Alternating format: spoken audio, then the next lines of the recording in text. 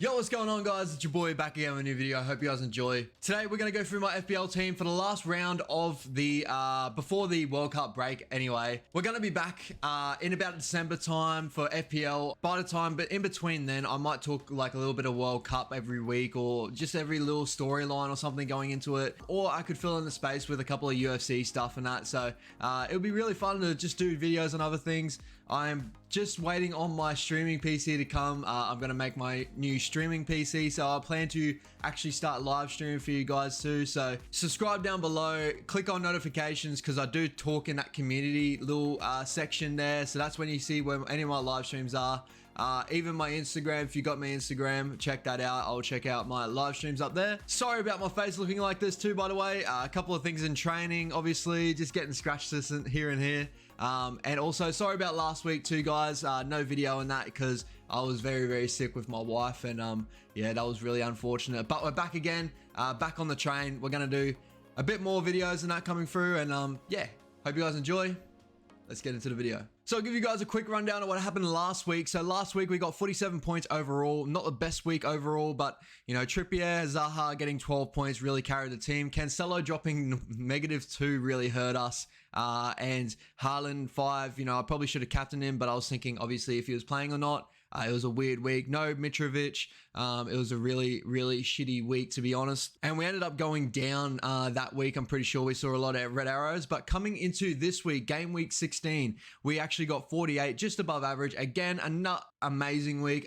We've been kind of plateauing at the moment. So I'm hoping with this World Cup break, I can get all these new boys in there and it kind of shifts the tide a little bit and get my rank up. So 48 points with an overall of 874 points. Our ranks in our head-to-head league, so Better A League, we're sitting at first. YouTube League, we're sitting at third. BKR Sport League, we're sitting at sixth, and we're actually doing really well to get up to the top echelon of those leagues there.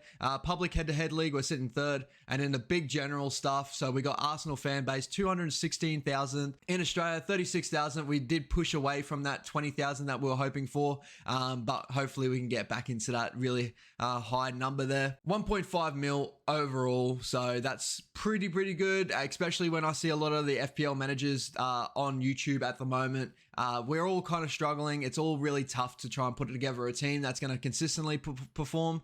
A lot of big performers that just come out of nowhere and you just don't expect it. So with that, this is how the team performed. We had Pope and goalkeeper with 5 points. Really decent game from Pope. It's been really good to have Newcastle boys in my team. I wish I had a little bit more coming up to it. I obviously didn't have, like, I couldn't put the trades on a couple of players because I was really expecting most of my team to perform really well. If only I had foresight, I could see what players weren't going to be playing well. But, you know, Pope's been really good for me since I brought him in. Trippier with 7 points. Probably been one of the best backs to have this season by far before the World Cup break. Hopefully he doesn't get injured for England or plays really, like, you know, continues his really good form into the World Cup and then after the World Cup, because Newcastle, they've been playing amazing. And you will see in my transfer sort of look, I got a couple of boys that I'm looking at the moment anyway. Cancelo and Perisic with a couple of disappointing weeks with 1 point overall, but I do expect a bit more out of those guys. They are studs, and coming after the World Cup break, hopefully they get into some good work there. Perisic obviously not going into the World Cup. Italy didn't make it, so that's good news for me. Hopefully he gets a bit of rest and get some reps within the team. Rashford, Martinelli, Foden, and Zaha. So Zaha with 0 points, which is not too great. Rashford with 2, not too great at all. But Martinelli and Foden with 6 and 9, that's not too bad at all. Like, you know, Martinelli's been awesome for me this season, and Foden finally getting some game time, like, you know, getting into starting it and that with 9 points. It's been good to have him. Haaland, who we did captain, only getting 2 points is a bit sucky, but, you know, it is what it is. Jesus with 2 points. You know, it's obviously he's performing so well for Arsenal. If you watch an Arsenal game, he is actually really good. Like, for us, he creates so many opportunities, just does not score. Like, he can, but he's just like a couple of things don't go his way. Header that doesn't get on target, that sort of stuff. So it's pretty shit. Darwin Nunez with 13 points has been my big one this week. I traded in for him last week. And he's performed so well for me this week coming into it. I do look at keeping him after the World Cup break, but we'll see that a little bit later on. And nothing really to speak about on my bench. Olsen, Andreas, Dunk, and Mings. No one really standing out there. Just 2 points from Andreas, who's been really good for us for a 4.5 million midfielder, but you know, it is what it is. So over the World Cup break, I will be watching a lot of the World Cup, kind of mixing and matching my team, see who's like looking good and coming into the next season really nicely. I did make a couple of trades already. You can make as many trades as possible as you want, but you know, this is the team I'm looking at the moment. So we got Pope in goal. Trippier, Cancelo, and Perisic up back. I believe that's a really good backline anyway. Like, I know Cancelo, Perisic didn't score too great for the last couple of game weeks, but they are classy players, so hopefully they get back into form after the World Cup. Garnacho is a big one there, mainly because I wanted to free up a little bit more cash, because I want to bring some big boys in up front, but, you know, we'll get to that a little bit later.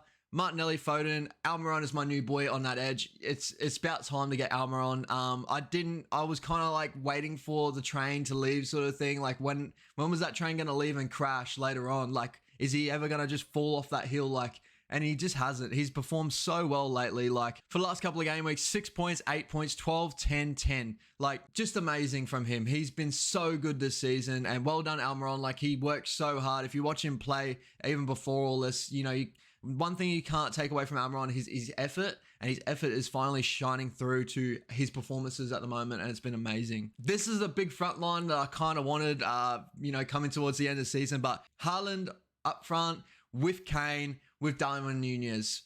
Darwin Nunez kind of could be the one I could switch in and out depending on how Liverpool go. Obviously, Liverpool look like they're kind of turning back in that corner, but we'll have to see how they go, especially for 8.9 million front. If Mitrovic starts getting back into form in that, I may look at getting a Mitrovic and then pushing out maybe like Garnacho or something like that and bringing a midfielder in. Just more so, I wanted to stack up my front line with players that like are looking at like the top of FPL. Like Haaland's probably one of the best players to even have in FPL at the moment. Kane's actually getting up there, is having a really, really good season, just kind of overshadowed by Haaland. And then Darwin Nunez, who's actually getting back into form now and performing really well for FPL. So yeah, homies, comment down below your thoughts and who you're thinking about over the World Cup break. Who are you going to bring into your FPL teams? Again, as I said before, subscribe down below. I will be doing some live streams and that because I do want to talk sport with you one-on-one, you know, all that sort of stuff while the World Cup's going, or, you know, all that sort of stuff.